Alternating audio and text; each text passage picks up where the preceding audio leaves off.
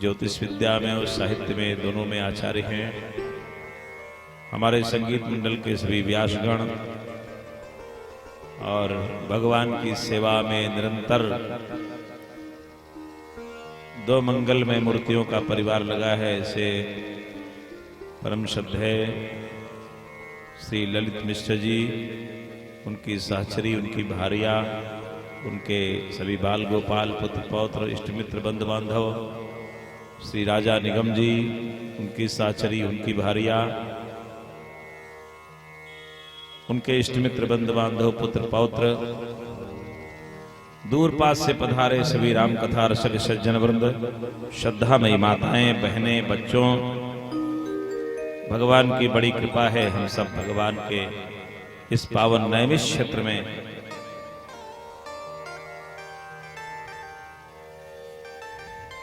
बैठ करके संतों के सन्निधि में भगवान चिरागवेंद्र सरकार के दिव्य गुणान बाद गाथा का आनंद ले रहे हैं। भगवान की भुवन पावनी जो दिव्य कथा है, उस कथा का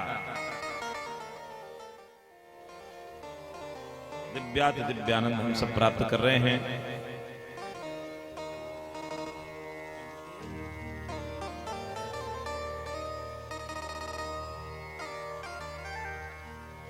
भगवान के दिव्य गुणानुवाद गाथा का हम सब आनंद ले रहे हैं।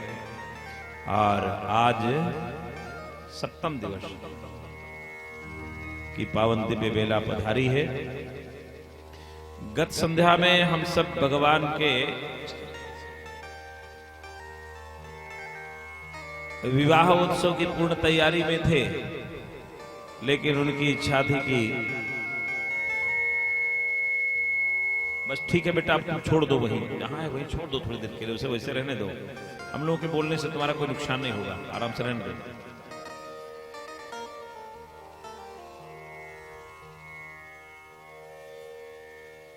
महाराजा जनक के अनुसार तो भगवान श्री राघवेंद्र सरकार का विवाह हुआ, रहा विवाह चाप आधीना। स्वामी जी ने तो यही कहा है, जनक जी ने भी कहा सतानंद जी से कि पंडित जी अब तो विवाह हो गया, वरमाला पड़ गई सीता के गले, भगवान राम के गले में जयमाल पड़ गया, अब तो विवाह हो गया, धनुष भंग हो गया। यहां तक तो एक प्रसंग हो गया, और एक वैदिक प्रसंग हम लोगों का कल नहीं हो पाया, और इसलिए हमारे पंडित जी जो रोज आते थे नित्य, कल नहीं आए थे। हम अपने श्रोताओं को बहुत ध्यान से देखते हैं, एक एक श्रोता बता सकते हैं कौन आया कौन नहीं। ये सब भगवान के भक्त हैं। आपके हृदय में भगवान है तभी तो आप आएंगे, आपके हृदय में हम भगवान दर्शन करें, ये हमारा धर्म बनता है। कर्म नहीं धर्म है।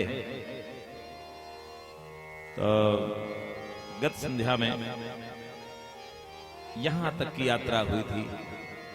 आगे की यात्रा में अयोध्या और मिथिला का जोड़ है आज प्यारे। उस भाव मस्ती की कथा को अगर मैं कल बहुत जल्दी में कहता तो वो आनंद ना आता। इसलिए आज माता सीता के यहाँ की बात है, मिथिला की बात है, हम लोगों के ननिहाल की बात है। गत संध्या में भी बताया कि तीनों नगरों में गोस्वामी जी मिथिला को बहुत मानते हैं। अयोध्या में भी दो लोग गलत हो सकते हैं, लंका में सब गलत है, वहां तो अच्छे हो सकते हैं, लेकिन मिथिला में कोई गलत है ही नहीं। पुर नर नार सुभग सुच संता, धर्मशील ज्ञानी गुणवंता। ऐसे ज्ञानी गुणवान और संतों के मध्य की कथा रह जाती है। जब भगवान श्री राघवेंद्र सरकार के गले में जयमाल पड़ गया, माता सीता के गले में जयमाल पड़ गया, विजय हार संपन्न हुआ, तो एक सखी ने कहा, हे सखी हम आज धन्य हो गए। एक सखी ने कहा, हम नहीं धन्य हुए हैं, सीता जी आज धन्य हो गई। सीता जी आज धन्य हो गई, उन्होंने भगवान के गले में वरमाला पहना है। कितने सुंदर हैं राम जी, सीता जी धन्य हो गए। एक सखी ने कहा सीता जी नहीं धन्य हैं, राम जी धन्य हो गए। कितनी सुंदर सीता है। सीता जी कौन है? सुंदरता कहूं सुंदर करई, छबगृह दीप सिखा जनु बरई। सुंदरता को भी सुंदर कर देने वाली सीता जी इतनी सुंदर है, सुंदरता को भी जो सुंदर करती है। और राम जी कितने सुंदर हैं? राम जी इतने सुंदर हैं, श्याम गौर किम कहो बखानी, गिरा अनयन नयन बिन पानी। जिन आंखों ने राम जी को देखा है, उन आंखों को जीभ नहीं है कि वो बोल पाए, इतने सुंदर है हमारे राम जी। जिन आंखों ने देखा है, उन आंखों को जीभ नहीं है कि वो जीभ बता पाए राम जी कितने सुंदर हैं। और जो जीभ बोल रही है, उसको आंख नहीं है कि उसने देखा है। राम जी इतने सुंदर। गिरा अनयन नयन बिन बानी। सीता जी सुंदरता को भी सुंदर करती हैं। बहुत सुंदर शरीर हो और भगवान भजन न हो, बहुत सुंदर सा भवन बनवाया जाए, उसमें कोई दीपक जलाने वाला न हो, भवन अच्छा लगेगा? छबगृह दीप सिखा जन बरई। सुंदर घर में जैसे दीप शिखा जग जाए तो घर सुंदर हो जाता है, ऐसे सीता सुंदरता को भी सुंदर कर रही है। ऐसे हमारे राम जी सुंदर हैं, इसलिए सीता धन्य है। सीता राम जी को देख रही हैं इस समय, तो सीता जी धन्य हो गई। सखी ने कहा नहीं, राम जी धन्य हो गए, हमारे किशोरी जी को पा गए, उनको देख रहे हैं, इसलिए राम जी धन्य हैं। एक सखी ने कहा सुनो एक बात बताओ, राम जी सीता को देख रहे हैं इसलिए धन्य हैं, हाँ तो क्या राम जी अपने को देख पा रहे हैं? नहीं, अपने को तो नहीं देख पा रहे हैं, तो कैसे धन्य हो गए? क्या सीता जी धन्य है? क्या सीता जी राम जी का दर्शन तो कर रही हैं, लेकिन क्या सीता जी अपना मुखमंडल देख पा रही हैं? क्या नहीं, अपना नहीं देख पा रही हैं? अतः ये दोनों धन्य नहीं है। तब धन्य कौन है?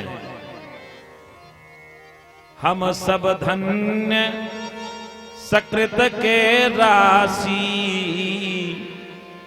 क्या कह रही? हम सब धन्य हैं, हम सब मिथिलानियां धन्य हैं, सब मिथिला में रहने वाली धन्य हैं। एक साथ राम जी का और सीता जी का दोनों का दर्शन कर रहे हैं, इसलिए धन्य हम सब हैं। राम जी और सीता धन्य नहीं है।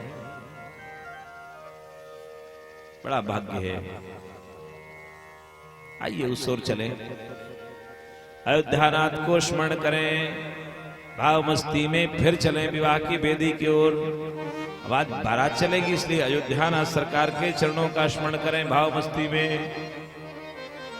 रघुनंदन राघव राम हरे, रघुनंदन राघव राम हरे, रघुनंदन राघव राम हरे, रघुनंदन राघव राम हरे, रघुनंदन राघव राम हरे, रघुनंदन राघव राम हरे, रघुनंदन राघव राम हरे, रघुनंदन राघव राम हरे। जय दशरथ नंदन राम हरे, जय दशरथ नंदन राम हरे, रघुनंदन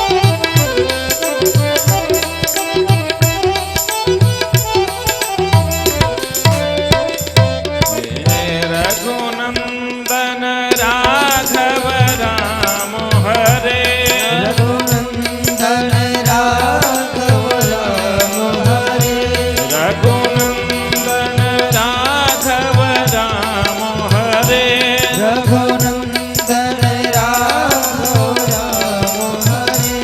जय सीतावर छवि धाम हरे, जय सीतावर छवि धाम हरे।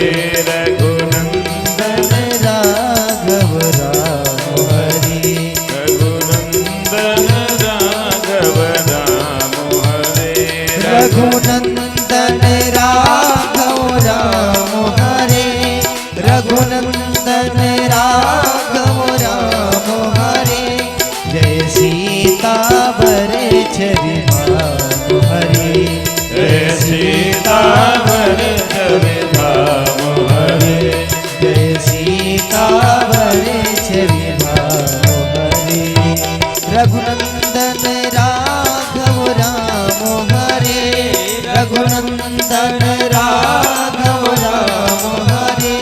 जय सीतावर छवि धाम हरे। रघुनंदन राघव राम हरे। रघुनंदन राघव राम हरे। जय भक्तन प्राणा धाम हरे। जय भक्तन प्राणा धाम हरे। जय दशरथ नंदन राम हरे। जय दशरथ नंदन राम हरे। जय सीतावर छवि धाम हरे। जय सीतावर छवि धाम हरे। जय भक्तन प्राणा धाम हरे। जय भक्तन प्राणा धाम हरे। रघुनंदन राघव राम हरे। रघुनंदन राघव राम हरे। राघवेंद्र सरकार की, श्री हनुमान जी महाराज की।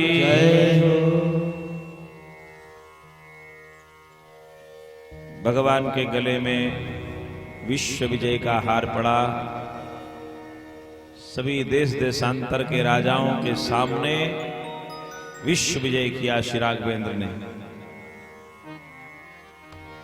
भगवान शिव के पिनाक नाम के धनुष को भंजित करके।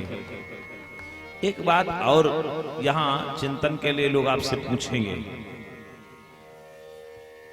और पूछा गया है इसलिए बताऊं, यहां संदेह दूर होना चाहिए। जनक जी जब इतने बड़े विद्वान थे तो उन्होंने अपने 12 वर्ष की बेटी को धनुष पर क्यों लगा दिया? जो धनुष तोड़े उसी के साथ विवाह होगा। थोड़ी देर के लिए एक मन में ये भाव आएगा, फिर जनक जी ने ऐसा क्यों किया? चाहे जो धनुष तोड़े उसके गले में वरमाला जानकी डाल देगी। रावण भी आया था,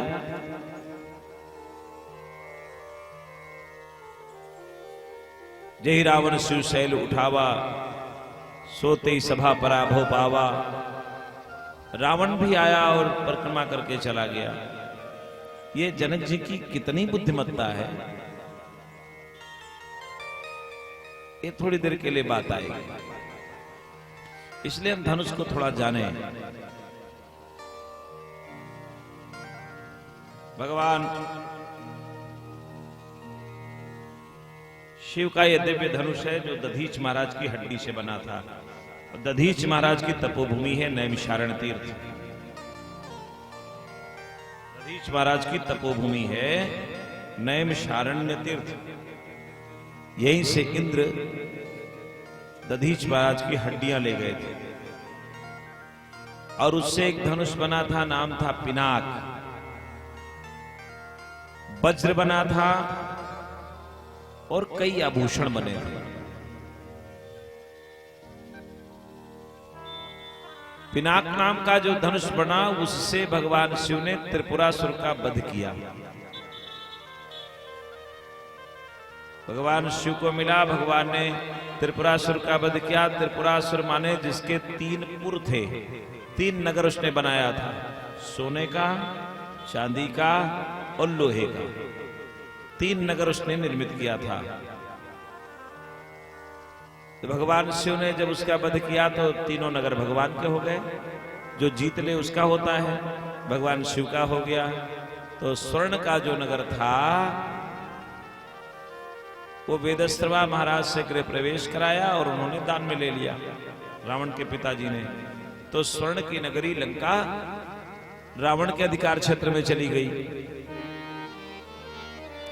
और यहां वही पिनाक जब रावण ने भगवान शिव की तपस्या किया और मांग लिया कि अपना धनुष मुझे दे दो, भगवान शिव ने दे दिया, ले जाओ। भगवान ने प्रेरणा किया कि भोलेनाथ उस धनुष से रावण अपराध करेगा। तो भगवान शिव ने रावण को रास्ते से बुलाया और कहा ये धनुष जहां आप रख देंगे वहां से उठेगा नहीं। भगवान की प्रेरणा से वो धनुष जनकपुर में रावण ने रखा और वहां से फिर उठा नहीं पाया। जनक जी संत व्यक्ति हैं, साधु हैं, देखा दिव्य धनुष पड़ा हुआ धरती पर, पहुंच गए, उठाने का प्रयास किया, उठा नहीं। तो वही उसकी पूजा करने लगे। उसके नीचे तमाम खरपतवार सब उगाए थे। एक दिन माता सीता हमारी जब किशोरी जी थी, गई वहां और बाएं हाथ से धनुष उठा लिया और नीचे सफाई करके सब फिर रख दिया। प्रातः काल पूजन करने महाराजा जनक गए, देखा आज धनुष के नीचे बड़ी साफ सफाई है। बुलाया सैनिकों को जो रक्षक थे, ये धनुष के नीचे इतनी साफ सफाई क्यों है? कोई यहां आया था कल? महाराज किशोरी जी आई थी सखियों के सहित। अच्छा बुलाओ किशोरी को। किशोरी जी आ गई। सीते धनुष तुमने उठाया है? सीता जी ने फिर उठा लिया बाएं हाथ से। पिताजी क्या मुझसे कोई गलती हुई है? नहीं बिटिया गलती नहीं हुई, बर रख दो। सीता ने रख दिया वहीं। महाराजा जनक सोचने लगे ये दिव्य धनुष है, इसे कोई नहीं उठा पाया, वैदेही ने उठा लिया है, अवश्य मेरे घर में कोई शक्ति आ गई है, मेरे घर में कोई शक्ति आ गई है। तो वो शक्तिमान आए जिसकी ये शक्ति है और वो प्रमाण दे कि मैं शक्तिमान हूं और अपनी शक्ति लेकर जाए। ये चिंतन है जनक जी का। सीता हमारे घर में किसी की शक्ति आई है। सीता को शक्ति तो रावण ने भी स्वीकार किया है। तव प्रभु नार विरह बलहीना अनुजतास दुख दुखी मलीना। तुम्हारे राम की जो शक्ति है हमारे पास है इस समय, ये रावण ने कहा। मेरे घर में जो ये सीता के रूप में कोई शक्ति, शक्तिमान की शक्ति आ गई है, वो शक्तिमान आए और प्रमाण दे कि हमारी है और अपनी शक्ति को वरमाला पहनाए और ले जाए। ये जनक जी ने प्रण किया है, क्योंकि जनक भक्त हैं, विदेह हैं, शास्त्र पर विश्वास है। मेरे भाई बहन, यहां दो लोग हैं। त्रेता में ब्राह्मण शरीर है परशुराम जी की, भगवान परशुराम ब्राह्मण है। महाराजा जनक क्षत्रिय हैं, सूर्यवंशी क्षत्रिय हैं, निमकुल के हैं, क्षत्रिय हैं। भगवान परशुराम ब्राह्मण है, लेकिन दोनों का कर्म बदल गया। भगवान परशुराम को जो ब्राह्मण हैं उनको शास्त्र पर विश्वास होना चाहिए, शास्त्र पर विश्वास होना चाहिए। ब्राह्मण को अपने भगवान पर, अपने शास्त्र पर विश्वास होना चाहिए। क्षत्रिय को अपने शस्त्र पर विश्वास होना चाहिए, अपने शस्त्र पर, अपने धनुष बाण पर, अपने बंदूक पर, जो भी हो। क्षत्रिय को अपने शस्त्र पर और ब्राह्मण को शास्त्र पर विश्वास होना चाहिए। यहां उल्टा हो गया। महाराजा जनक को शास्त्र पर विश्वास है और भगवान परशुराम को शस्त्र पर विश्वास है। इसको ऐसे भी कहा जा सकता है कि त्रेता में एक ब्राह्मण क्षत्रिय हो गया, क्षत्रियोचित कर्म कर रहा है, और द्वापर में एक क्षत्रिय ब्राह्मण हो गया। अर्जुन युद्ध भूमि में जब पहुंचे तो कहा हम युद्ध नहीं करेंगे। तम तथा कृपया विष्टमस्तु पूर्णाकुले क्षणम विशीदंत विदम वाक्यम उवाच मधुसूदन ना युद्धम योजस्यामि। मैं युद्ध में नहीं जुड़ सकता हूं, मैं युद्ध नहीं करूंगा। तूषणिम बभूवहा, चुप हो गए। तो क्षत्रिय थे अर्जुन, वो शास्त्र की बात करने लगे, ब्राह्मण हो गए। तो भगवान को 18 अध्याय की गीता का वाचन करना पड़ा। कितने अध्याय हैं श्रीमद् भगवद गीता में आप लोग जानते होंगे। अरे नैमिष को कुछ लाज रखो, नैमिष का बहुत विद्वत तीर्थ है। आप लोग मेरे लिए आदरणीय हैं, सतयुग का तीर्थ है, सामान्य नहीं और निरंतर तीर्थ है। श्रीमद् भगवद गीता में कितने अध्याय हैं? 18 अध्याय। 18 अध्याय में 710 श्लोक और उसमें भगवान ने 18 अध्याय में एक क्षत्रिय को, एक जो ब्राह्मण हो गया था उसको फिर क्षत्रिय बना दिया। 18 अध्याय में उपदेश किया तो वो क्षत्रिय जो ब्राह्मण बन गया था, ब्राह्मण जैसी बात करने लगा था, फिर क्षत्रिय जैसी बात करने लगा। और यहां 18 दोहे में भगवान परशुराम जो क्षत्रिय बन गए थे ब्राह्मण होते हुए, उनको गोस्वामी जी ने ब्राह्मणत्व प्रदान कर दिया राम जी के माध्यम से। बोलो जोड़ है नहीं है त्रेता और द्वापर का। तो हम लोग उस ओर चलेंगे। वरमाला पड़ गई है और एक चौपाई गाते हैं।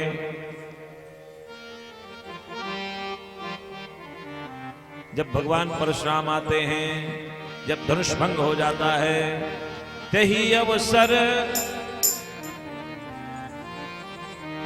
तेहि अवसर सुनि शिव धनु भंगा। तेहि अवसर सुनि शिव धनु भंगा।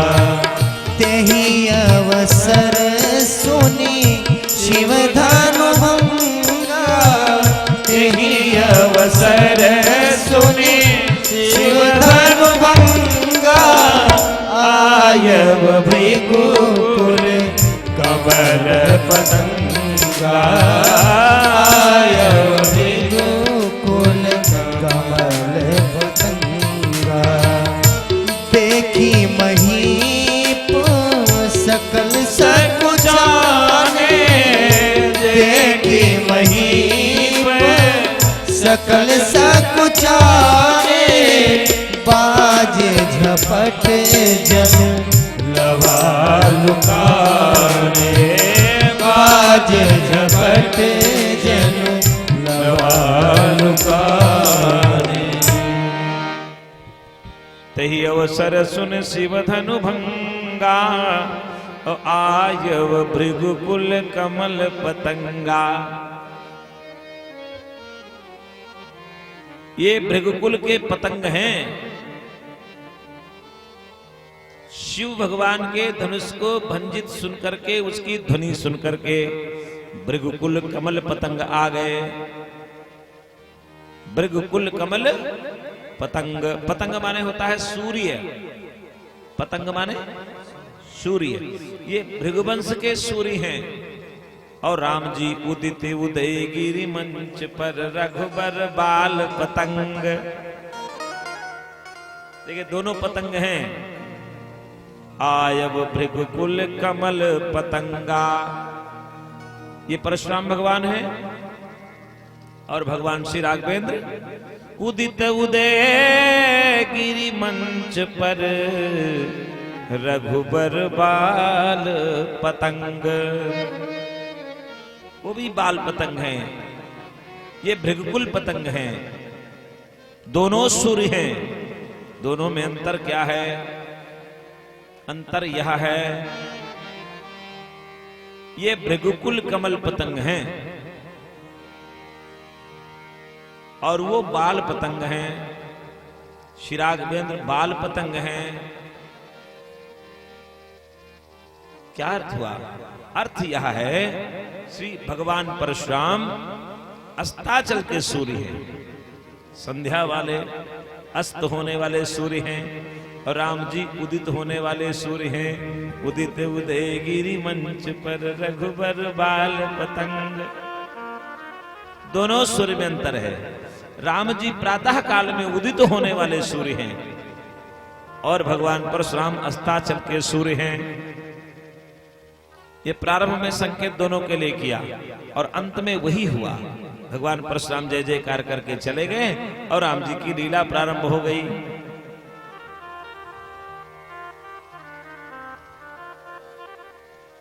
ये दोनों सूर्य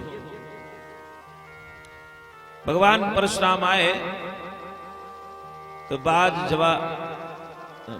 लवा लुकाने, बाज झपट जिम लवा लुकाने, मानो बाज आ गया और पक्षियां छुप जाएं। बाज पक्षियों का राजा है, युद्ध करने में तेज है, और छोटे छोटे पक्षी छुपा जाए तो राजा लोग लवा हैं, भगवान परशुराम बाज जैसे पहुंचे, एक बार सीधे उड़ के पहुंच गए। और पहुंचते ऐसे बोले, ए मूर्ख जनक, धनुष किसने तोड़ा है? कहू जड़ जनक धनुष के तोड़ा, बेगी दिखाओ मुड़े कहा, बेगी दिखाओ मुड़े नदया, बेगी दिखाओ मुड़े काजू, बेगी दिखाओ मुड़े नदयाजू, उलटम मही जहाँ लगी तवराजू, उलटो मही जहाँ लही तवराजू, अति डर उतरो देत में पनाही, अति डर उतरो देत में पनाही, कुटिल भूप हर से मनवाही, कुटिल भूप हर से बनवाही। देखो सामान्य व्यक्ति क्या सोचता है, सामान्य जीव क्या सोचेगा, ये राम जी के विवाह वेदी पर भी लोग सोच रहे हैं।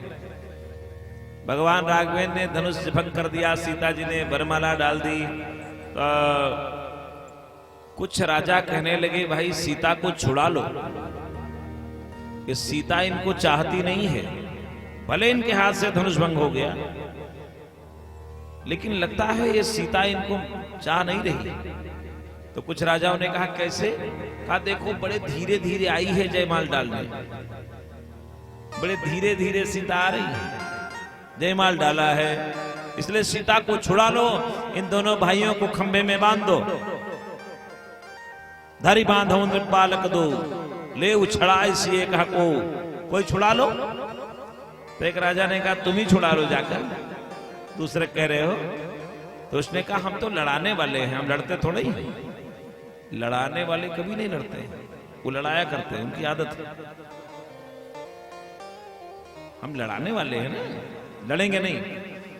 कोलाहल हो रही थी, लखन भैया ने पूछा भैया क्या करें?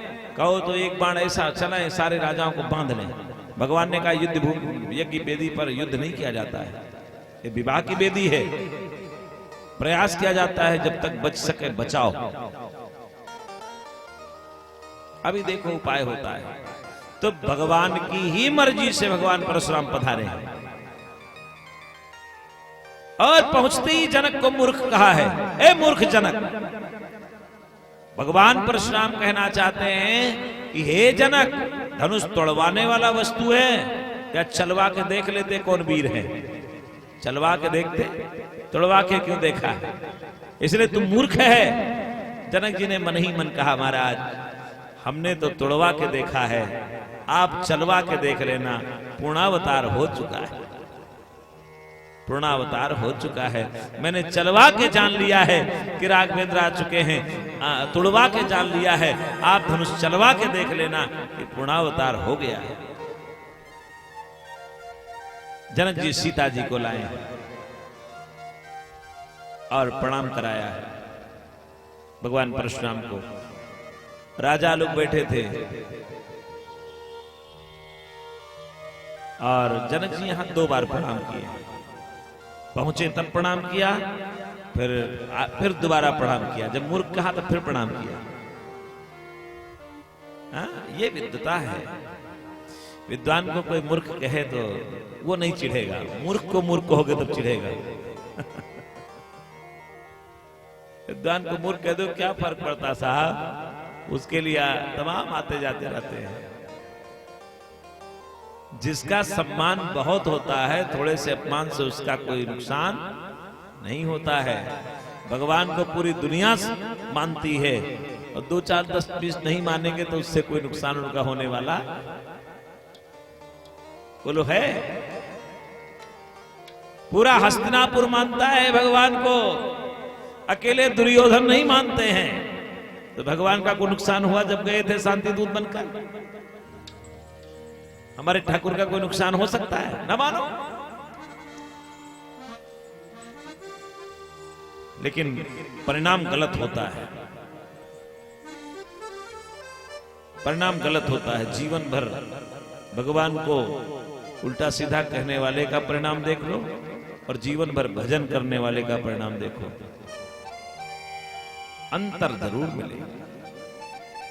भजन करने वाले के अंदर विश्वास है कि मैं भगवान का हूं, और भगवान को उल्टा कहने वाले को विश्वास ही नहीं है कि मैं भगवान का हूं। यही अंतर महाराजा दशरथ और रावण में है। महाराजा दशरथ जीवन भर भजन करते हैं, तो राम को गोद में खिलाने का सौभाग्य मिला। रावण द्रोह करता है, छू नहीं पाया, छू नहीं पाया। भले उनके हाथों मारा गया, लेकिन स्पर्श का आनंद नहीं मिला।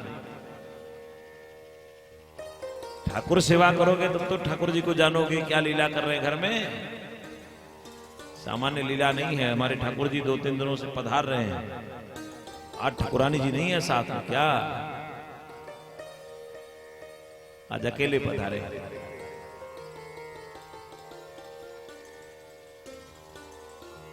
भगवान हमारे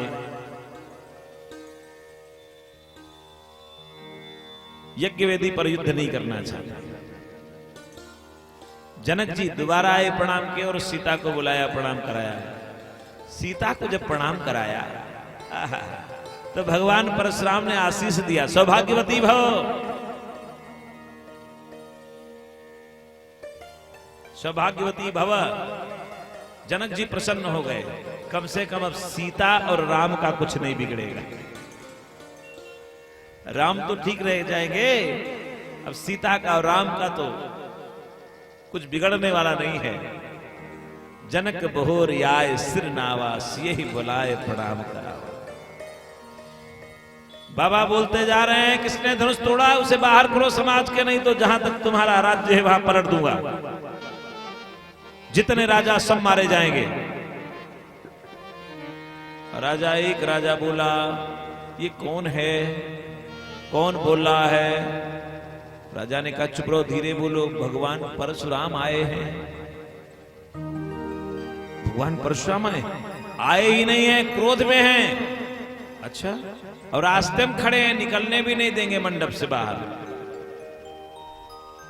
तो एक राजा ने कहा इससे तो अच्छा होता पहले ही चले गए होते। जब जनक जी ने कहा था तजहुआस निज निज गृह जाहू, और लिखा न विधि पै देहि विबाहु, तब चले गए होते तो अब तक घर पहुंच गए होते। अब ये बाबा जाने नहीं देगा, और गलती कोई एक करे और मारे सब जाएं, ये न्याय भी अच्छा नहीं इनका। क्या करें? एक राजा ने कहा चलो प्रणाम करो, ब्राह्मण हैं, प्रणाम करने से प्रसन्न होते हैं। आप सब जानते ना, ब्राह्मण के गुण पाया जाता है शील गुण। कितना भी क्रोधित हो, जलेबी खिलाओ और दक्षिणा दो, प्रसन्न हो जाएगा, जय जय हो। तो ब्राह्मण का शील गुण है। मिठाई पा जाए। एक किसी दूसरे जाति के पंडित जी बन करके गए राजा साहब के यहां। राजा साहब पूजा करा लो, पंडित जी हैं। पंडित जी नहीं थे वो। तो राजा साहब ने कहा ठीक है, पूजा कराना अच्छी बात है, भजन करना। लाओ पंडित जी पर्चा बनाओ, सामान मंगाना है। और बनाया पर्चा। राजा साहब ने कहा एक और बना दो पर्चा सामान का, सामग्री का। दूसरा पर्चा बनाया, तीसरा बनाया। 3 पर्चे जब बनवाया राजा ने, तलवार निकाली राजा साहब ने और कहा पहले बताओ तुम ब्राह्मण हो? तो उसने कहा महाराज क्षमा करिए, हम ब्राह्मण तो नहीं हैं, पंडित बन के आए हैं, धोती कुर्ता बढ़िया चंदन लगा के। बनने में कोई कमी रह गई हो तो बताओ, हम ब्राह्मण नहीं हैं। लेकिन आप कैसे जाने हम ब्राह्मण नहीं हैं? राजा ने कहा तुमने 3 पर्चा लिखा? हाँ 3 पर्चा लिखा। उन तीनों पर्चे में मिठाई नहीं लिखी तो हम समझ गए तुम ब्राह्मण नहीं हो सकते। ब्राह्मण भला मिठाई छोड़ सकता है?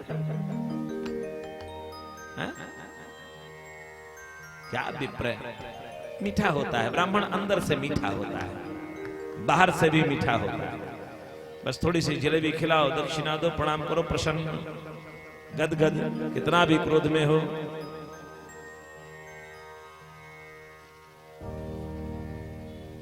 शील गुण ये ब्राह्मण का मूल गुण है।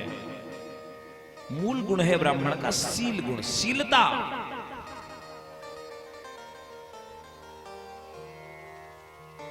भगवान परशुराम ये न्याय नहीं कर रहे हैं हम सबको मारेंगे, चलो इन्हें प्रणाम किया जाए। तो राजा लोग उठे और प्रणाम करने गए हैं। पितु समेत कहीं हरे निज धाम, पितु समेत कहीं कहीं निज धाम, पितु समेत कहीं कहीं निज धाम, पितु समेत कहीं कहीं निज धाम, लगे करन सब दंड प्रणाम, लगे करन सब दंड प्रणाम। यही शोभाए चित वही हित जानी, यही शोभाए चित वही हित जानी, सोई जाने जन आए जुटानी, सोई जाने जन आए जुटानी। मैं फला का बेटा आपको प्रणाम कर रहा हूं।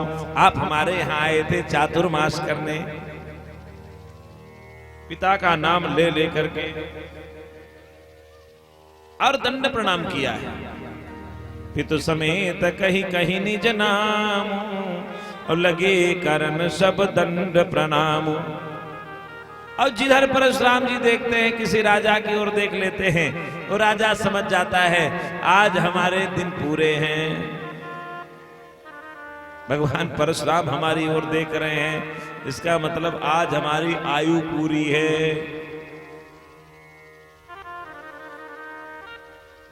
लगे करन सब दंड प्रणाम। भगवान परशुराम जिधर भी देखते हैं राजा डर जाते हैं। विश्वामित्र जी ने सोचा राम और लक्ष्मण को प्रणाम कराना चाहिए। विश्वामित्र जी ने राम जी से कहा राम, हाँ गुरुदेव भगवान, लक्ष्मण हाँ, हम जब तक परशुराम जी से भेंटे तब तक तुम दोनों नीचे प्रणाम कर लो। क्रोध में है नीचे। विश्वामित्र जी भेंट करने लगे और राम और लक्ष्मण दोनों ने प्रणाम किया है। विश्वामित्र मिले पुण्याई विश्वामित्र मिले पुण्याई विश्वामित्र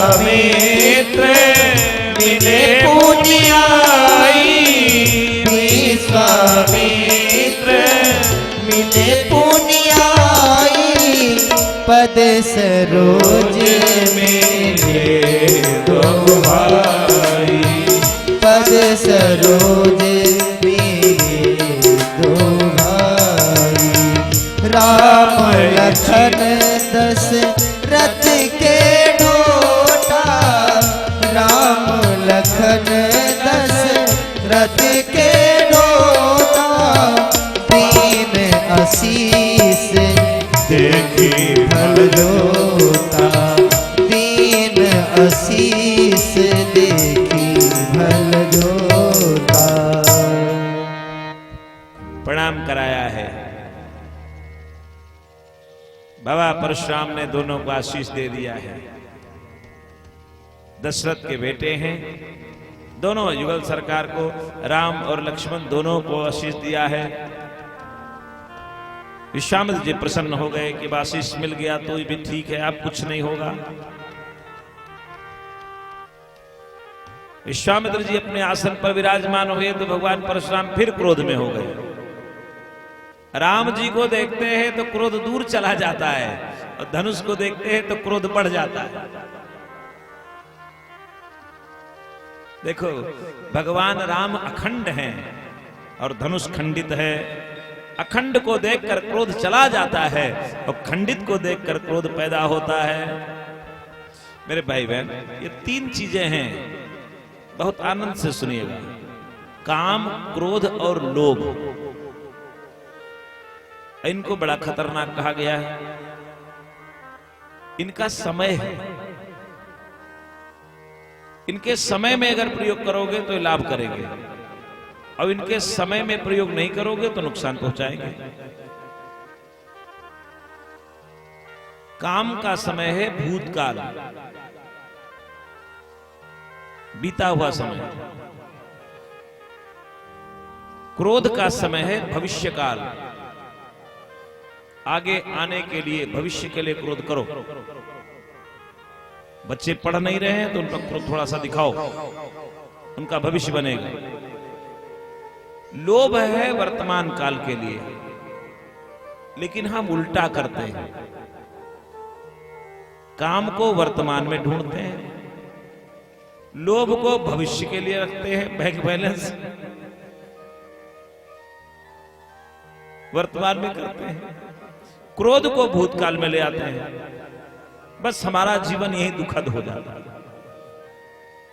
काम का समय भूतकाल है, अच्छा अवसर मिला था काम का लेकिन चूक गए, अच्छा हुआ, अब बच तो गए। काम का समय है भूतकाल और उसको लाते हो भविष्य के लिए, बेकार होगा नहीं होगा, बिगड़ेगा काम।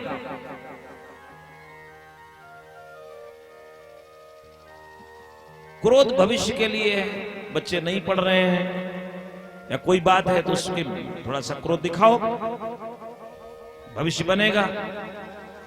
क्रोध को ले आते हैं भूतकाल में, आज बढ़िया भोजन बना है तो प्रसन्नता नहीं है, कल क्यों नमक ज्यादा हो गया था, कम हो गया था, इसका दुख हो जाता है। आज तो बढ़िया आपने बनाया, कल क्या हो गया था, गड़बड़ बना दी। अरे कल की बात छोड़ो साहब, आज तो बढ़िया है। उसको हम भविष्य में ले जाते हैं क्रोध को। क्रोध को भविष्य में नहीं, भूत में लेकर चले जाते हैं, सीधा उल्टा कर देते हैं। लोभ जो वर्तमान का है उसको भविष्य के लिए करते हैं, यही बिगड़ जाता है। इसीलिए इसका तारतम्य नहीं बैठता है तो जीवन बिगड़ता चला जाता है। भगवान परशुराम खंडित धनुष को देख करके क्रोध में होते हैं और अखंड ज्ञान घर राघवेंद्र को देखकर प्रसन्न हो जाते हैं। राम ही चितव रहे तक लोचन, रूप अपार मार मद मोचन। इतने सुंदर राम जी उनको देखते हैं तो शांत हो जाते हैं। अब फिर वही प्रश्न किया, बताइए किसने ये कार्य किया है। भगवान राघवेंद्र हाथ जोड़ लिए, अब बहुत ठीक से बोले, अभी बताया नहीं, ब्राह्मण में एक गुण होता है शील गुण। भगवान शील गुण को जगाना चाहते हैं परशुराम जी में। परशुराम जी क्रोध में हैं, भगवान शील गुण का प्रयोग करते हैं।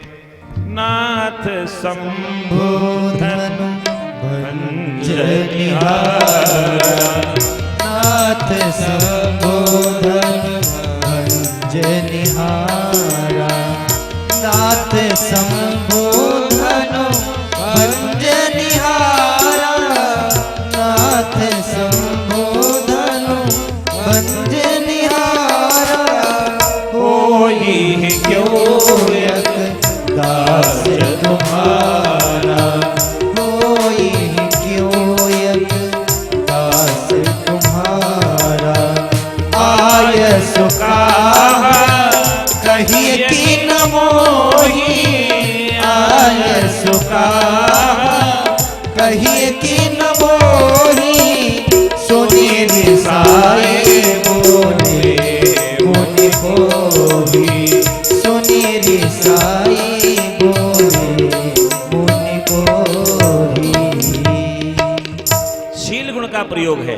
नाथ, धनुष को भंजित करने वाला कोई आपका दास होगा। परशुराम जी ने कहा मेरा दास है, वो सेवक है, वो नौकर है हमारा। क्रोध करके बोले, क्या बोले?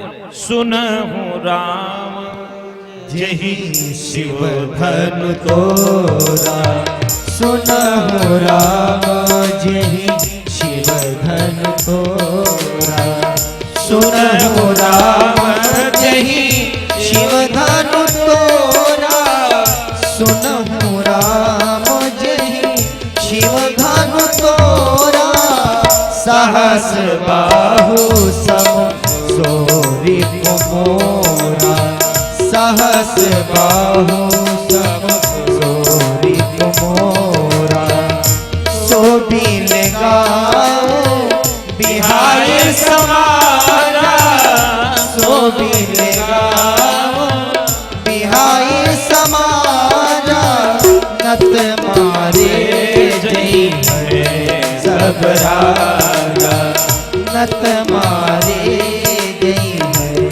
सब राजा। अच्छा, ये प्रसंग कक्षा 6 में हम लोग पढ़े थे ना, 5 में पढ़े थे, 5 में, अब नहीं। भगवान परशुराम संवाद कक्षा 5 में पढ़े थे। रसखान के छंद पढ़े थे, मानुष हो तो वही रसखान, बसों ब्रज गोकुल गांव के ग्वारन। अब नहीं। दुख होता है ना कभी कभी। आजकल जानते हो क्या पढ़ाया जा रहा है? एक गीत कभी लिखा था, न राम सीता है पुस्तकों में, अंग्रेजी की पुस्तकों में और हिंदी के पुस्तकों में बड़ा अंतर है। हमारे यहाँ जितनी भी कहानियां हैं, जितनी फिल्में आप देख रहे हैं, अंतिम में जाकर के सब सुखद हो जाती है।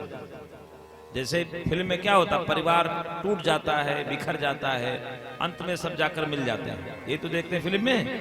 ऐसी कहानियां ही हमारे भारतीय संस्कृति का नियम है कि जीवन कितना भी दुखद रहा हो, अंत में सुख पूर्वक उसकी विदाई की जाती है।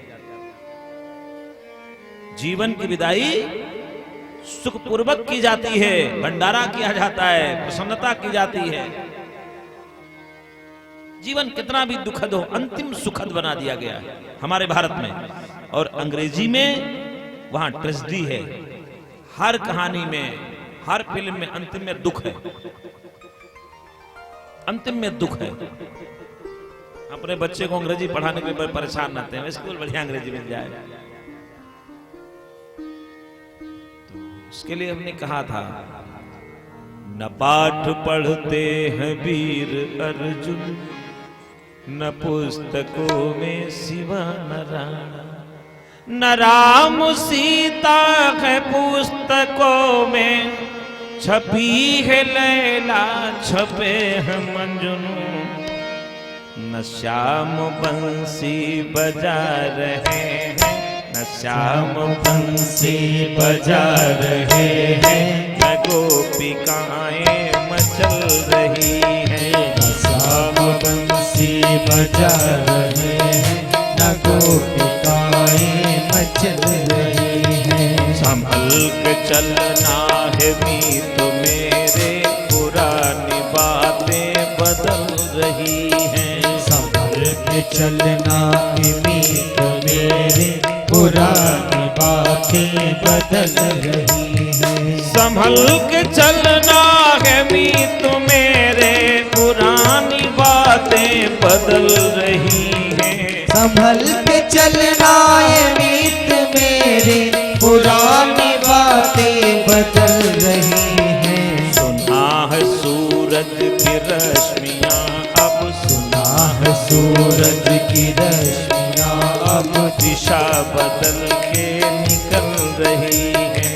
सुना है सूरज की रश्मियाँ अब, दिशा बदल के निकल रही हैं। न पाठ पढ़ते हैं वीर अर्जुन, न पाठ पढ़ते हैं वीर अर्जुन, न पुस्तकों में शिवा न राणा, न पुस्तकों में शिवा न राणा, न धाये पन्ना के पृष्ठ मिलते, न धाये पन्ना के पृष्ठ मिलते, शहीद बेटे कहीं नहीं है, शहीद बेटे कहीं नहीं हैं। संभल के चलना है मीत मेरे, पुरानी बातें बदल रही हैं। संभल के चलना है मीत मेरे, पुरानी बातें बदल रही हैं। ये है दशा। भगवान परशुराम संवाद नाथ समदन भंजन हारा कच्चा पाठ में पढ़े थे, तो गाओ हमारे साथ।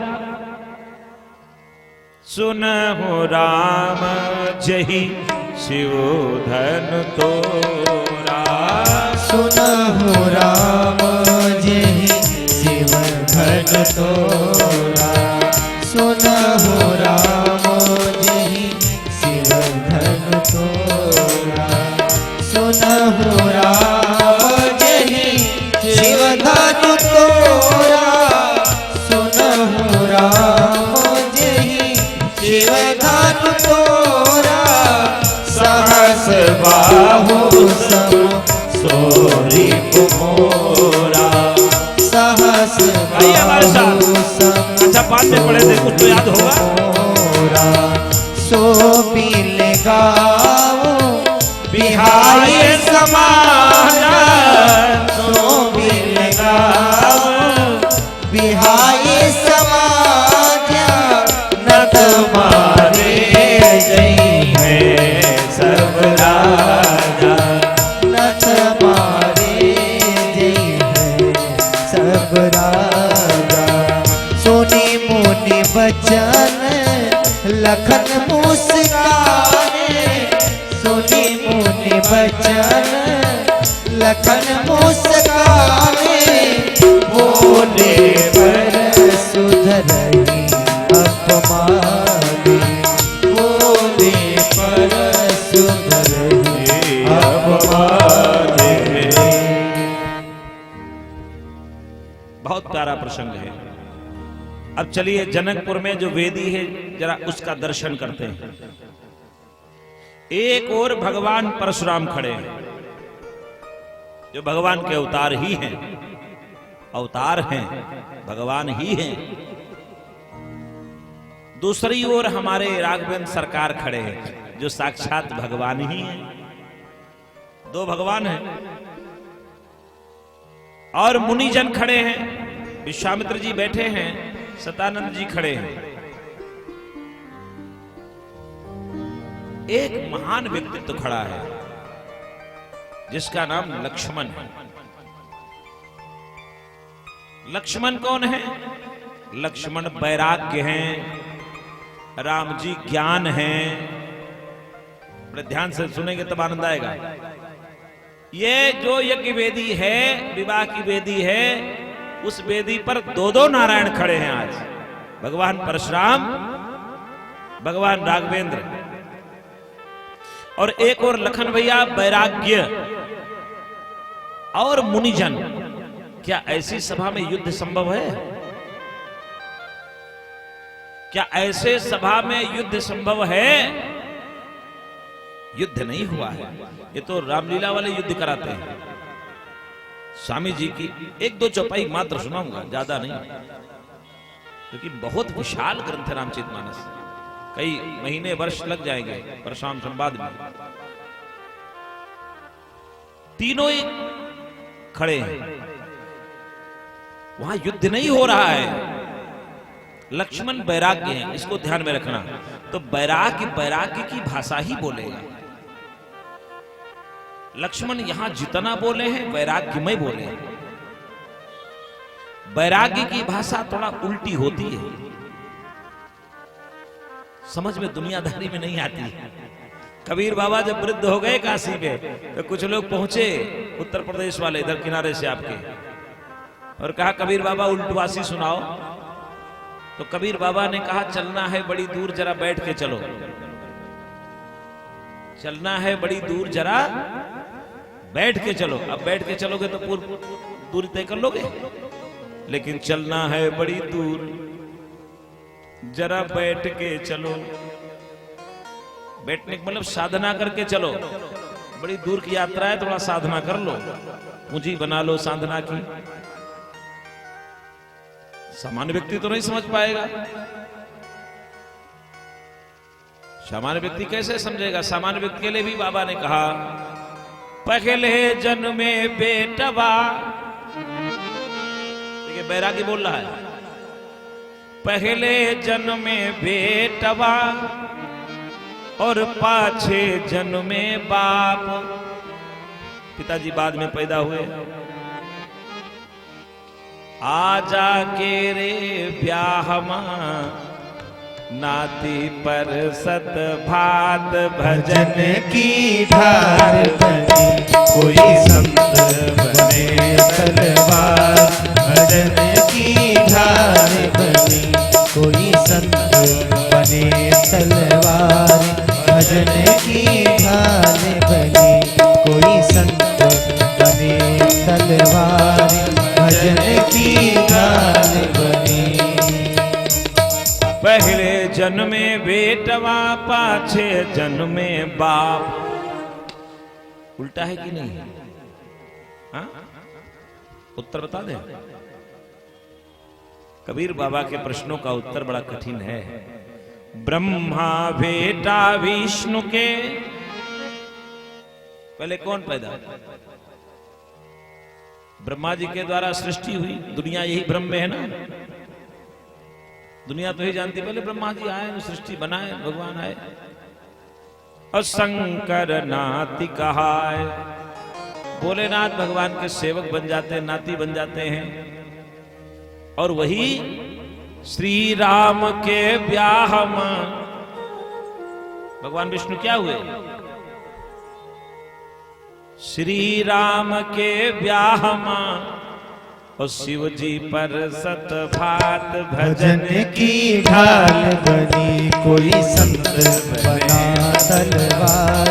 भजन की ढाल बनी, कोई संत बने तलवार। भजन की ढाल बनी, कोई संत बने तलवार। भजन की ढाल बनी। पहले दही जमाई के और पाछे दुहिए गाय। दूध है नहीं, दही कैसे बनेगा?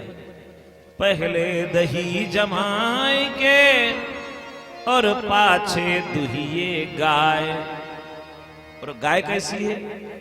बछरावा के पेट में और माखन हाट बिकाए। भजन की ढाल बनी, कोई संत बने तलवार। भजन की ढाल बनी, कोई संत बने तलवार। भजन की ढाल बनी, उत्तर सुनो, ये तन की दही जमाई के साधना, तन की दही जमाई के और ये मन की दुहिए गाय। तन की दही जमाई के और मन की दुहिए गाय। और धीरज बछरा पेट में, हमारे भगवान मिलेंगे। धीरज बछरा पेट में तो कीरति हाट बिकाए। भजन की ढाल बनी कोई संत बने तलवार। भजन की ढाल बनी कोई संत बने तलवार। भजन की ढाल बनी। यक अचरज हम औरो देखा, जल में लागी आग। अरे घोंघी सवार सब जरी गयो, मछरी न लागे दाग। भजन की ढाल बनी कोई संत बने तलवार। भजन की ढाल बनी कोई संत बने तलवार। भजन की ढाल बनी। उत्तर सुनो, अंत हुआ शरीर का तो तन में लागी आग। और ये हड्डी मांस सब जरी गयो, पर जीवन लागे दाग। भजन की ढाल बनी कोई संत बने तलवार। भजन की ढाल बनी कोई संत बने तलवार। भजन की ढाल बनी। कहत कबीर सुनो भाई साधो, यह पद है निर्वाण। या पद को जो अर्थ लगावे, सोई चतुर सुजान। भजन की ढाल बनी कोई संत बने तलवार। भजन की ढाल बनी कोई संत बने तलवार। भजन की ढाल बनी। ये वैराग्य है, ये वैराग्य है। अब कोई वितराग व्यक्ति खड़ा हो और भगवान साक्षात दो रूपों में विराजमान हो, तो वैराग्य का सामर्थ्य नहीं है, कुछ झगड़ा करेगा, करेगा। लक्ष्मण के लिए जैसे भगवान परशुराम वैसे भगवान राम। क्या लक्ष्मण इतना नहीं जानते कि भगवान के अवतार हैं? सब जानते हैं। इसलिए जरा इस वार्ता का आनंद लें। देखिए क्या वार्ता हो रही है। पहले धनुष का स्वरूप देखो। भगवान राम इस धनुष को अहंकार समझते हैं, कहते हैं। लखन भैया इसे अंधकार कहते हैं। महाराजा जनक इसे सीताराम के मिलन का साधन मानते हैं, धनुष को। राजा लोग सीता के मिलन में बाधक मानते हैं। और गुरुदेव विश्वामित्र इसे संसार कहते हैं। उठो राम भंजब